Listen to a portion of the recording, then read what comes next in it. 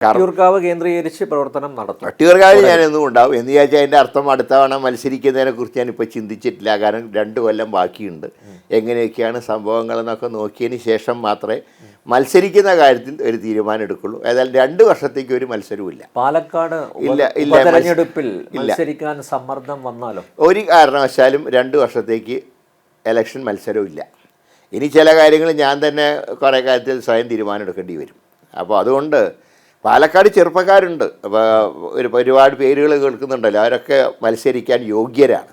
അപ്പോൾ കഴിഞ്ഞ ദിവസം സുരേന്ദ്രൻ വെല്ലുവിളിച്ചു. ആ വെല്ലുവിളിയിൽ നിന്ന് പാലക്കാടിന് വേണ്ടി ഞാൻ സ്വീകരിക്കേണ്ട കാര്യമില്ല. കാരണം കോൺഗ്രസിൻ്റെ ഏത് കാൻഡിഡേറ്റ് എന്നാലും ജയിക്കാൻ സാധ്യതയുള്ള നിയോജകമണ്ഡലമാണ് പാലക്കാട്. കാരണം പാലക്കാടിൻ്റെ ഒരു ഘടന നോക്കിയാൽ പാലക്കാട് മുനിസിപ്പാലിറ്റിയും 3 പഞ്ചായത്തുകളുമാണ്. ഈ മുനിസിപ്പാലിറ്റിയിൽ മാത്രമാണ് BJPക്ക് മുൻതൂക്കം. മറ്റ് പഞ്ചായത്തുകളിൽ മിക്കവാറും മത്സരം LDFും UDFും ആയിട്ടാണ്.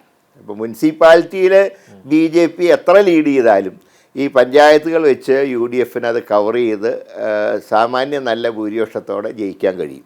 മാത്രമല്ല ഇപ്പോൾ പ്രിയങ്ക ഗാന്ധി വയനാട്ടിൽ സ്ഥാനാർത്ഥിയായിട്ട് വരുമ്പോൾ അതിൻ്റെ ഒരു വേവ് ചേലക്കരയിലും പാലക്കാടും ഉണ്ടാവാനുള്ള സാധ്യതയുണ്ട്. അതുകൊണ്ട് പാലക്കാട് BJPയെ തോൽപ്പിക്കാൻ മാത്രമല്ല, അങ്ങനെ ഇപ്പോൾ ഒരു പാർട്ടിയെ തോൽപ്പിക്കാൻ വേണ്ടി മാത്രം എല്ലായിടത്തും പോയി നിൽക്കേണ്ട കാര്യമില്ലല്ലോ.